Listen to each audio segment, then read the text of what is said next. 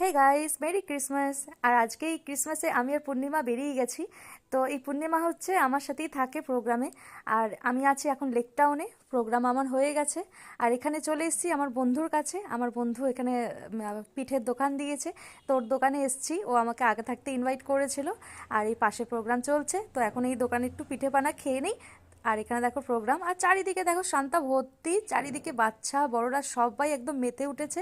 আর আমি তো জানো, একটু মেলা দেখলে দাঁড়িয়ে দাঁড়িয়ে পড়ি, কি কিনবো না কিনবো বুঝতে পারি না। আর তোমাদেরকে একটু দেখাচ্ছি। প্রত্যেক বছর এখানে অনুষ্ঠান করি, কিন্তু ঘোরার সুযোগ পাই না। আজকে সুযোগ পেয়েছি, তাই একটু ভালো মতন ঘুরে নিচ্ছি। বিষয় আমি কিছু কিনতে পারছি না, আমি তোমাদেরকে শুধু দেখাচ্ছি। যেহেতু আমি কিছুক্ষণ আগে স্টেজ করে ফেললাম, ও স্টেজ করেই আমি তোমাদের সাথে শেয়ার করবো না, এটা কখনো হয়।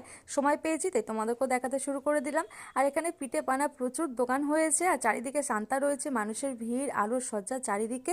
তো আমার ক্রিসমাসটা দারুণ কাটলো। তোমাদের কেমন কেটেছে অবশ্যই বলো।